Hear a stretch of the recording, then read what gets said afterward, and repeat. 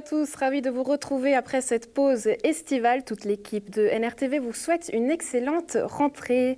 Au menu du jour, NRTV fait sa culture, s'intéresse aux événements qui marquent cette fin de saison estivale, à commencer par les variations musicales de Tannay. Le Festival classique de la Côte a clôturé dimanche dernier sa 8e édition. Le directeur artistique Serge Schmitt est revenu sur les valeurs du festival. Les variations musicales de Tannay ont maintenu leur savoureuse promesse. Dimanche, à l'heure de tirer la révérence de cette 8e édition, les adieux laissent place, quant à eux, à une douce amertume. Je sens qu'il y a ce soir un peu de nostalgie à l'idée qu'on va se quitter et puis qu'il faudra évidemment travailler pour l'année prochaine. Bilan positif, selon les organisateurs, le Festival classique de la Côte a séduit et élargi son public. Ça a été un très très beau festival, une très belle édition. Tout d'abord parce qu'il y a eu une très forte affluence, il y a eu beaucoup de monde. On a donné 4 concerts où nous étions complets. On a bénéficié aussi d'un merveilleux temps et d'une merveilleuse météo. Et puis aussi, les artistes nous ont offert véritablement des cadeaux. Le tout avec pour volonté d'offrir le meilleur du classique dans une ambiance familiale. À Tannay, c'est connu, on y reçoit le public et les artistes comme des amis. Je crois que c'est plus qu'une impression. Et Renaud Capuçon, par exemple, à chaque fois, parce que ça fait maintenant la 3e année qu'il vient ici, quand il arrive, il dit j'ai l'impression de rentrer à la maison. Le staff du festival qui nous accueille avec un goûter, avec des gentillesses, avec le cadre qui est magnifique.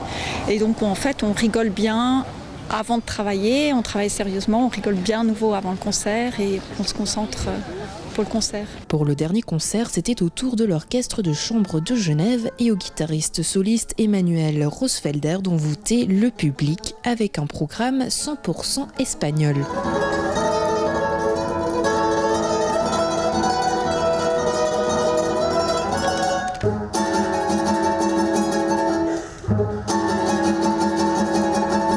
C'est une formation classique de par la formation que nous sommes au sein de l'orchestre de chambre de Genève.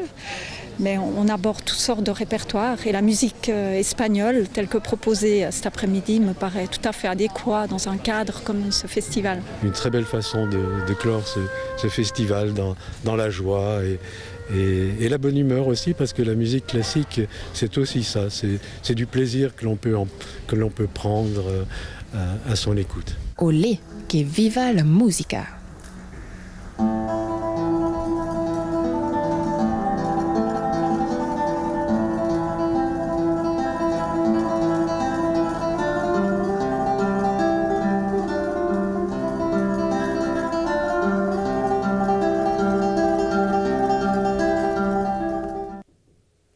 On remonte encore un peu le temps avec le Festival des Arts Vivants. Cette fois-ci, la 33e édition du Phare s'achève elle aussi sur un bilan positif. Une saison marquée par des projets hors les murs et la volonté de vivre ensemble. La 33e édition du Festival Phare a percé l'horizon avec environ 3200 spectateurs. Le Cru 2017, intitulé Nos Futurs, a confirmé sa spécificité.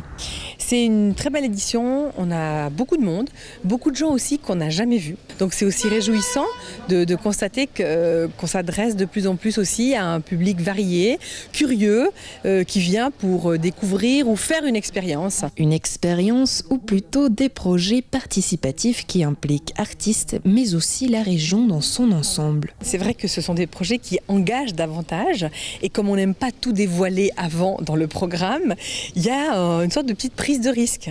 Mais je pense que les gens ont aussi envie de ça. C'est une façon, et ça va bien avec le sujet de cette édition aussi, c'est aussi un peu se dépasser, peut-être aller sortir de notre zone de confort, tenter des expériences qui nous font vivre des choses qu'on ne vit pas dans notre quotidien. Et c'est précisément ça, le rôle de l'art et ce que souhaite proposer le Phare. Preuve à l'appui avec ce petit tour d'horizon en compagnie de quelques artistes, dont Edurne Rubio. L'artiste espagnol a plongé le spectateur dans les profondeurs des grottes. Ça fait déjà 1 an et demi, 2 ans que je travaille sur le projet de cette grotte. Je travaille sur une grotte qu'il y a en Espagne, de l'endroit d'où je viens. C'est une histoire assez personnelle parce que mon père, il était spéléologue et j'ai passé toute mon enfance à l'entrée de la grotte. On a tous un imaginaire de l'intérieur de la grotte lié à des légendes, lié à l'histoire. Et donc j'ai présenté ici au Phare, dans le théâtre, un projet où j'ai reproduit une grotte dans le théâtre. Mama Helvetica, c'est une belle aventure qui pour nous était aussi une sorte de fil conducteur entre la dernière édition et celle-ci. Donc tout ce travail qui impliquait des personnes requérantes d'asile arrivées à Nyon. Et par le projet Mama Helvetica, il y avait de la part d'Adina Sécrétan une véritable volonté de créer un espace, un lieu ouvert à tous toute la journée. Donc avec un repas à midi tous les jours, à prix libre, donc accessible à tous. Et puis des rencontres, des activités avec des artistes l'après-midi. Tous les jours, on a un petit panneau fait par un de nous avec un graphisme chaque jour un peu différent qui annonce en fait chaque fois ce qui va se passer. Cet après-midi à 5h, c'est Léa qui a en fait son atelier à l'intérieur. Elle fabrique en ce moment des maillots de bain avec des motifs plus ou moins poétiques, plus ou moins politiques. Et ça, c'est une installation où quelqu'un peut lire quelque chose, un extrait, au micro pour quelqu'un qui est couché et qui écoute au casque la voix qui lui lit des parties d'histoire. Donc elle a proposé ça, puis on l'a construit en quelque sorte pour elle. Enfin, impossible pour les organisateurs du festival de s'intéresser au futur sans parler des enfants. Le projet 4 hectares, une création imaginée au nord de la ville de Nyon, est devenu le terrain de jeu artistique de 10 enfants de la région. Prenez le temps de les regarder de près, de circuler autour. Une réflexion avec les enfants est faite par les enfants sur les mystères de la spéculation immobilière et sur les mécanismes pour lesquels on construit, on vend, on achète et parfois on ne peut pas acheter. C'est un miracle. Oui, c'était un miracle. On a fait ce spectacle en vraiment 3 jours presque. Où en fait avec les enfants on a travaillé que pour 3 jours. Alors c'était très coincé. Mais et en plus avec le temps, on ne sait jamais, on est dehors. Mais oui, on est très fiers des enfants et je pense qu'ils ont beaucoup aimé. L'année prochaine, le rendez-vous est fixé du 15 au 25 août. Place maintenant au cheval. Le festival du domaine viticole de Céroux-Dessus n'a pas failli à la règle. Lui également a clôturé une belle saison. C'est même sa plus belle saison. Laurent Nicolas, merci d'être avec nous. Bonjour. Merci. Bonjour. Vous êtes le fondateur du cheval avec votre frère, on le sait, et puis l'ancien programmateur puisque vous avez cédé votre place à Maï. Pas de regret ? Non, pas de regret. C'était une décision mûrement réfléchie. Voilà, pour des raisons personnelles, des raisons professionnelles et puis des raisons aussi des idéaux, on va dire, concernant voilà, ce lieu. Et déjà ce lieu, de céder ma place pour laisser d'autres gens faire d'autres choses. C'est-à-dire, il y avait des choses qui ne vous convenaient plus ? Non, pas du tout. C'est juste que ça fait 12 ans que je faisais la programmation de ce festival. Et je suis très très content de ces 12 éditions, de voir tout le parcours qu'on a eu. Mais il y a un moment aussi au niveau de l'inspiration, de ce qu'on a envie de faire. Je trouve que c'est bien de laisser sa place, qu'il y ait du sang neuf, des nouvelles énergies qui arrivent, qui donnent peut-être une nouvelle impulsion.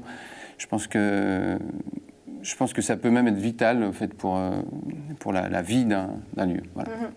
Mais c'est un festival, on le connaît, sa particularité, c'est qu'il est familier, 2 frères qui font ça, les parents qui sont là, qui règnent sur le domaine, on va dire ça comme ça. Ça n'a pas été mal pris ? Non, mais j'ai quand même annoncé. Après, je ne sais pas exactement. Je ne suis pas allé vers chacun, leur demander le fond de leur pensée.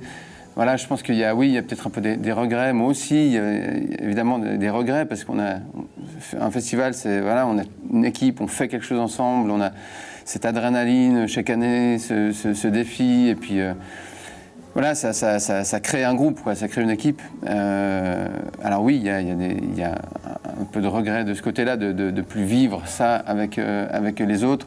Mais de mon côté, en tout cas, j'assume complètement ma décision et je trouve que Maï a fait un travail formidable.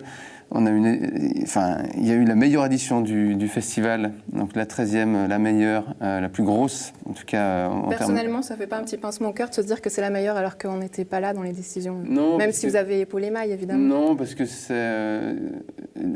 cette édition, elle n'est pas arrivée de nulle part. Enfin, c'était pas il y a eu 12 éditions et elle s'inscrit dans la continuité des 12 précédentes. Donc, je sais ce que j'y ai apporté et je vois ce qu'elle y a apporté aussi. Et puis, je lui souhaite longue route et longue vie au cheval. Qu'est-ce qui vous a dit que c'était le moment de quitter, justement? Deux choses. Il y avait déjà mon emploi du temps personnel qui m'empêchait de pouvoir me concentrer suffisamment sur cet événement pendant l'année. Et puis aussi le fait, peut-être un léger essoufflement, le besoin de prendre un peu... je voyais que j'arrivais peut-être un petit peu au bout de ce que moi j'avais envie de faire ou que je pouvais faire. Hein. Et puis je me suis dit que c'était le bon moment, avant de le faire mal, je me suis dit que c'était le bon moment de céder la place et puis de... Voilà, elle est super motivée, elle est à fond. Moi, je ne demande pas mieux, quoi. Enfin, quand on s'occupe d'un lieu, le lieu, ce lieu-là, c'est pas moi. Voilà. Donc, il faut savoir faire la différence. On quitte ça, on perd un statut, mais en même temps, si on veut le bien de l'endroit, le bien du festival, le bien d'une salle, je pense que c'est bien de réussir à sentir quand c'est le moment de lâcher avant que ça baisse. Puis, je me suis dit que c'était le moment. Voilà. Il y a avec Lâcher Prise plein de nouveautés qui sont arrivées, de la nourriture, le cochon de lait qui a eu beaucoup de succès, je crois, donc des nouveaux plats et des sets DJ proposés par les collectifs Cause et Apax 21 après les concerts. Ouais. C'était essentiel d'apporter cette touche en plus du festival? Oui, c'est vraiment essentiel. D'ailleurs, je pense que ça a contribué aussi à la réussite de cette édition. La nourriture, c'est vrai que c'est toujours ça contribue vraiment à la convivialité de la soirée. Enfin, si on ressort puis qu'on se dit qu'on n'a rien bouffé ou que les frites n'étaient pas, enfin on repart avec un petit bémol. Là, franchement, c'était vraiment sympa. C'était pas du tout attendu. Enfin, moi, oui, peut-être à Paléo, je crois qu'ils ont un cochon à la broche ou un truc à la broche. Mais sinon, c'est pas quelque chose d'habituel. C'était vraiment bon. Les collectifs Apax et Cause, je pense que c'est aussi vital parce que le besoin de ce festival, un des besoins de ce festival, c'est de vraiment réussir à s'inscrire dans la région, de trouver son public dans la région. Et puis, je pense que des partenariats avec des associations comme Cause et Apax sont absolument vitaux pour le cheval, mais je pense aussi pour eux. On a besoin de travailler en réseau entre... Ça marche de pair. Une chose qui m'a étonnée, pour revenir à cette nourriture, une petite anecdote personnelle, 1h du matin, on va commander à boire. Je me suis dit, bon, pourquoi pas prendre un verre de vin vu qu'on est là? Et je lui demande à la serveuse, bon, c'est bien du rouge? Et elle me dit, écoutez, aucune idée puisque j'en ai pas servi encore. Étonnant. 1h du matin, elle n'avait pas servi encore de vin rouge alors qu'on est au domaine viticole. Alors pourtant, il y a un bar à vin qui fait que servir du vin pendant toute la soirée. Je ne sais pas où vous êtes allés. C'était chez vous. Était-ce le même festival? Nous ne le saurons jamais, l'histoire ne le dit pas. Mais c'est aussi la marque de fabrique. Vous m'avez confié tout à l'heure, pendant le sujet du phare, que vous partez sur d'autres vents. Et d'ailleurs, vous avez eu un projet avec le phare. Oui, alors j'étais un cuisinier pour les dîners anecdotiques. Donc rien à voir. Rien à voir, au château de Prangin, où on recevait 12 convives. Mais je ne crois pas que c'est là que sera votre vocation dans le futur. Non, alors je ne me destine pas, non. Je reste humble et je ne vais pas faire l'affront aux cuisiniers de profession de. Donc c'est-à-dire, qu'est-ce que vous allez faire? Alors moi, je suis musicien à la base, technicien son, et je fais aussi de la photo, voilà. Et je travaille dans le théâtre, principalement. Donc on pourra certainement vous retrouver dans d'autres projets. Alors très volontiers, oui. L'invitation est faite. Merci Laurent Nicolard d'avoir été avec nous. Merci à vous. On continue toute la presse. On a parlé, je veux évidemment parler du mât flottant, une attraction qui avait fait les beaux jours des bains d'Ouchy dans les années 1930. Le musée du Léman a remonté à la surface cette belle histoire. Le mât flottant est arrivé à bon port. C'est maintenant dans la cour du musée du Léman qu'est exposée la célèbre attraction des bains d'Ouchy. Soulagé et heureux, effectivement, puisque c'est quand même l'achèvement d'une péripétie qui a commencé il y a 1 année et demie, donc voilà, c'est un beau moment d'émotion. Ce qui est difficile, c'est un petit peu le transport et la mise en place de la structure par elle-même.